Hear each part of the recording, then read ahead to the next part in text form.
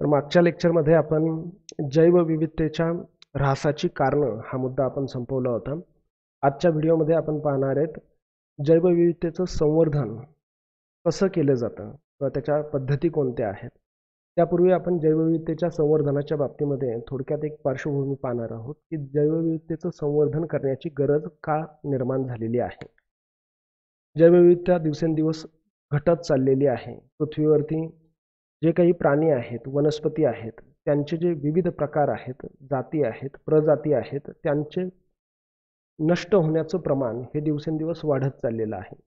त्याच्यावरती काही लोकांनी अभ्यास केलेला आहे आणि त्या अभ्यासानुसार एक गोष्ट लक्षात आलेली आहे की दर 10 वर्षांमध्ये म्हणजे एका दशकामध्ये दर 10 वर्षांना पृथ्वीवरचे 1% सजीव म्हणजे प्राणी आणि वनस्पती हे घटत चाललेले आहेत किंवा त्यांच्या प्रजाती यांच्यामध्ये घट होत चाललेली आहे. दर 10 वर्षाला दर दशकामध्ये 1% हा त्याचा वेग आहे साधारणपणे.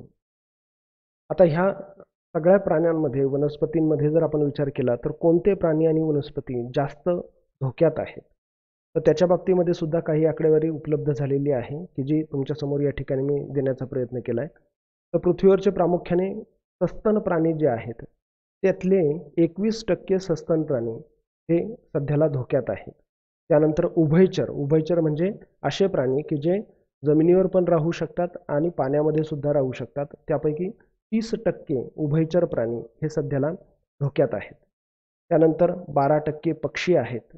त्यानंतर सरपटणाऱ्या प्राण्यांपैकी 28% सरपटणारे प्राणी किंवा गोड्या पाण्यामधले मासे जे आहेत त्यांच्या जवळपास 37% प्रजाती आणि वनस्पतींपैकी जवळपास 70% वनस्पती ह्या सध्याला धोक्यात आहेत. त्याचप्रमाणे कणा नसलेले प्राणी इनव्हर्टिब्रेट्स म्हणजे सापासारखे प्राणी की ज्यांना मनका नाहीये किंवा कणा नाहीये, अशा सरपटणाऱ्या प्राण्यांपैकी जवळपास 35% प्राणी हे नष्ट होण्याच्या मार्गावरती आहेत. ही अशी पार्श्वभूमी असल्यामुळं जैवविविधतेचं संवर्धन करण्याची गरज निर्माण झालेली आहे. आता जैवविविधतेचं संवर्धन म्हणजे नेमकं काय, तर 2 मार्कांसाठी जर तुम्हाला व्याख्या विचारली तर 2 ओळींमध्ये तुम्हाला लिहिता आलं पाहिजे. या दृष्टीने या ठिकाणी एक व्याख्या दिलेली आहे की जैवविविधतेचं संवर्धन म्हणजे काय, तर प्राणी आणि वनस्पतींच्या विविध जाती प्रजाती नष्ट होण्यापासून वाचवणं, त्यांना नष्ट होऊ द्यायचं नाही, नष्ट होण्यापासून त्यांना वाचवायचं, तसंच नवीन प्रजातींची निर्मिती करणं आणि प्रादेशिक जैविक घटकांच्या विविधतेमध्ये वाढ घडवण्यासाठी प्रयत्न करणं. म्हणजे 3 गोष्टी या ठिकाणी दिल्यात की त्यांना नष्ट होण्यापासून वाचवणं, त्याचबरोबर नवीन प्रजातींची निर्मिती करणं आणि एखाद्या प्रदेशामध्ये प्राणी आणि वनस्पती यांच्या विविधतेमध्ये वाढ घडवणं. दिवसेंदिवस त्याच्यामध्ये वाढ झाली पाहिजे, घट होऊ नये. या सगळ्या तिन्ही गोष्टींना एकत्रितपणे जैविक घटकांचं संवर्धन किंवा संवर्धन असं म्हटलं जातं. आता याच्या दृष्टीने जगभरामध्ये काय प्रयत्न झाले, तर सगळ्यात आधी 1992 मध्ये ह्या गोष्टीवरती चर्चा झाली. ती कुठं झाली, कधी झाली, याच्या बाबतीमध्ये थोडीशी डिटेल तुम्ही इंटरनेटवरती सर्च केलं तर तुम्हालाही ते पाहायला भेटेल. तर अर्थ समिट, त्यालाच मराठीमध्ये वसुंधरा परिषद असं म्हणतात.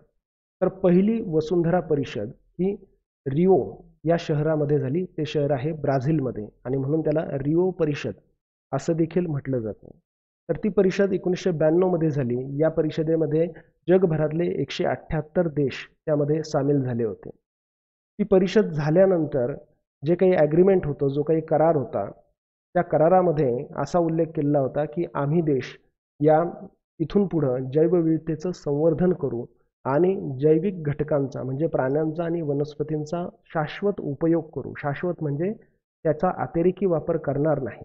तर हा जो कार्यक्रम होता, हा जो करार होता, याच्यावरती त्या 178 पैकी 150 देशांनी स्वाक्षरी केली आणि त्यानंतर त्या 150 देशांनी जैवविविधतेचं संवर्धन करण्याच्या दृष्टीने प्रयत्न सुरू केले. तर याची सुरुवात 1992 मध्ये झाली. तर ही गोष्ट लक्षात ठेवायची. रिओ परिषद, पहिली वसुंधरा परिषद 1992 मध्ये झाली ब्राझीलमध्ये आणि रिओ या ठिकाणी झाली, म्हणून तिला रिओ परिषद म्हणून सुद्धा ओळखलं जातं. त्यानंतर जैवविविधतेच्या संवर्धनाच्या पद्धती कोणत्या आहेत. आता जैवविविधतेचं संवर्धन करायचं तर मग ते करण्यासाठी काहीतरी पद्धत असणार आहे. तर मग कोणत्या पद्धती वापरल्या जातात, तर त्यामध्ये प्रामुख्याने 2 पद्धती आहेत. पहिली पद्धत म्हणजे स्वस्थानी किंवा मूलस्थानी संवर्धन, त्यालाच इन सिटू कन्झर्वेशन असं म्हटलं जातं. आणि दुसरी पद्धत आहे अन्यस्थानी किंवा परस्थानी संवर्धन, ज्याला एक्स सिटू कन्झर्वेशन असं म्हटलं जातं. आता हे दोन पद्धती काय आहेत हे आपण पुढे पाहणार आहेत. तर त्यातली पहिली पद्धत जी आहे स्वस्थानी किंवा मूलस्थानी संवर्धन. तर स्वस्थानी किंवा मूलस्थान म्हणजे मूळचं जे ठिकाण आहे, वनस्पती आणि प्राण्यांचं जे मूळ ठिकाण आहे ते ज्या प्रदेशात ज्या अधिवासामध्ये राहतात त्याच अधिवासामध्ये त्यांना कुठेही स्थलांतरित न करता ते आहेत त्याच ठिकाणी त्यांचं संवर्धन करणं, ह्या पद्धतीला म्हणतात स्वस्थानी किंवा मूलस्थानी संवर्धन. आता ही पद्धत अवलंबत असताना किंवा यासाठी काय केलं जातं, ते आहेत त्या ठिकाणीच तो जो प्रदेश आहे ते जे जंगल असेल किंवा तेवढा भौगोलिक क्षेत्र ते काय असेल, 10 चौरस किलोमीटरचं असेल, 50 चौरस किलोमीटरचं असेल, तर त्या प्रदेशाला त्या जंगलाला अभयारण्य किंवा राष्ट्रीय उद्यान असं त्याला घोषित केलं जातं. आणि त्या अभयारण्यामध्ये त्या उद्यानामध्ये असे दुर्मिळ प्राणी त्या ठिकाणी त्यांना अभय दिलं जातं. त्यांना कुणीही त्यांची शिकार करणार नाही, मारणार नाही याची काळजी घेतली जाते. म्हणून तर त्याला अभयारण्य, अभय म्हणजे त्याला त्या कुठल्याही प्राण्याला कुठलंही भय नाही, कुणीही त्याची शिकार करू शकत नाही, असं तो प्रदेश म्हणजे अभयारण्याचा प्रदेश निर्माण केला जातो. आता असे अभयारण्य कुठं आहेत, तर भारतामधले काही उदाहरणं जर आपण भारतातले महाराष्ट्रातले काही उदाहरणं जर पाहायचे झालं तर संजय गांधी, ताडोबा, कान्हा हे काही ठराविक नावं आहेत पॉप्युलर, आणखी पण भरपूर आहेत. तर यासारखे राष्ट्रीय उद्यानं आपण तयार केलेले आहेत. त्याचबरोबर नागझिरा, मेळघाट, पेंच, राधानगरी, दाजीपूर यासारखं अभयारण्य सुद्धा तयार केले आहेत. म्हणजे राष्ट्रीय उद्यानं वेगळे आहेत, त्यानंतर अभयारण्य वेगळे आहेत, त्याच्यामध्ये फरक आहे. भारतामध्ये जर आपण विचार केला तर जैवविविधतेच्या संवर्धनाच्या दृष्टीने आपण अलीकडच्या काही 30-40 वर्षांमध्ये काय केलंय, तर 95 राष्ट्रीय उद्यानं तयार केलेली आहेत. त्यानंतर 500 अभयारण्य तयार केलेत आणि 13 जैव आरक्षित क्षेत्र म्हणून घोषित केलेले आहेत. तर या सगळ्या अभयारण्यामध्ये, राष्ट्रीय उद्यानांमध्ये किंवा जैव आरक्षित क्षेत्रांमध्ये वाघ, सिंह, हत्ती, गेंडे, हरणं, काळवीट असे वेगवेगळे जे प्राणी आहेत की ज्यांच्या जाती प्रजाती आता नष्ट होण्याच्या मार्गावरती आहेत, तर त्यांचं संवर्धन या राष्ट्रीय उद्यानांमध्ये किंवा अभयारण्यांमध्ये केलं जातं. ते आहेत त्याच ठिकाणी त्या प्रदेशाला उद्यान किंवा अभयारण्य म्हणून घोषित केलं जातं. त्यांना कुठेही दुसरीकडे शिफ्ट केलं जात नाही, स्थलांतरित केलं जात नाही. दुसरी पद्धत जी आहे ती याच्या एकदम विरुद्ध आहे, अन्यस्थानी किंवा परस्थानी संवर्धन. अन्य म्हणजे इतर ठिकाणी. एखाद्या प्रदेशामध्ये प्राणी किंवा वनस्पतींना जगणं आता अशक्य झालेलं आहे. तिथली परिस्थिती पाहता, तिथं माणसाने जो काही मानवी हस्तक्षेप केलेला आहे तो पाहता, आता तिथल्या काही प्राण्यांच्या जाती, वनस्पतींच्या जाती या नष्ट होण्याच्या मार्गावरती आहेत असं ज्यावेळेस दिसतं, त्यावेळेस तिथले वनस्पती, तिथले प्राणी त्यांना शिफ्ट केलं जातं, त्यांना तिथून स्थलांतरित केलं जातं आणि दुसऱ्या एखाद्या ठिकाणी अगदी अनुकूल परिस्थिती त्या ठिकाणी निर्माण करून दिली जाते की ज्या ठिकाणी ते नष्ट होणार नाही. अशा ठिकाणी त्यांना शिफ्ट केलं जातं किंवा स्थलांतरित केलं जातं आणि त्या ठिकाणी त्यांचं संवर्धन केलं जातं. त्यांच्यापासून प्रजनन करून आणखी त्यांच्या वेगवेगळ्या प्रजाती निर्माण केल्या जातात. त्याचबरोबर यामध्ये आणखी काय येतं, तर वेगवेगळे संग्रहालय, प्राण्यांचे संग्रहालय जे आपण पाहतो, असे दुर्मिळ जे प्राणी आहेत जे आता नष्ट होण्याच्या मार्गावर आहेत, अशा प्राण्यांचे संग्रहालय तयार केले जातात. त्याचबरोबर जेनेटिक बँक म्हणतात किंवा त्याला जनुकीय बँक.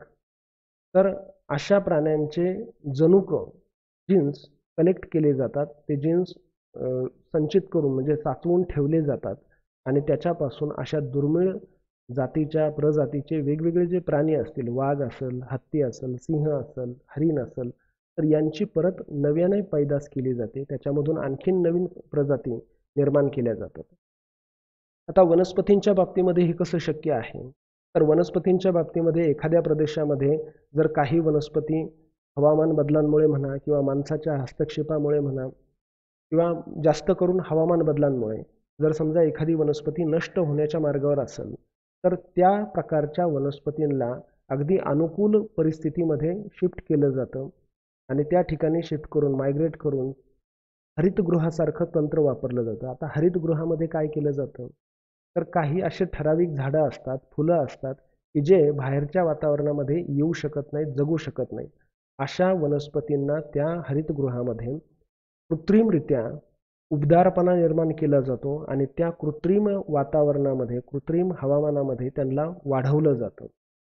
कारण त्या ठिकाणी त्यांच्यासाठी अनुकूल परिस्थिती निर्माण केली जाते. त्या हरितगृहामध्ये ह्युमिडिटी असेल, आर्द्रता असेल, तापमान असेल, पाणी असेल, हे सगळे घटक मेंटेन ठेवले जातात आणि त्याच्यामध्ये त्यांची त्या अनुकूल परिस्थितीमध्ये वाढ घडवून आणली जाते. तर वनस्पती आणि प्राणी ह्या दोन्ही घटकांच्या बाबतीमध्ये त्यांना आहे त्या जागेवरनं तिथं फार प्रतिकूल परिस्थिती निर्माण झाली म्हणून तिथनं उचललं जातं आणि दुसरीकडे शिफ्ट केलं जातं. दुसऱ्या ठिकाणी की जिथं अनुकूल परिस्थिती आहे अशा प्रदेशामध्ये नेलं जातं आणि त्यांची संख्या वाढवण्यावरती भर दिला जातो. याला म्हणायचं अन्यस्थानी संवर्धन. तर हे दोन प्रकार जैवविविधतेच्या संवर्धनासाठी वापरले जातात. पुढचा भाग जो आहे तो पुढच्या व्हिडिओमध्ये आपण कंटिन्यू करणार आहेत.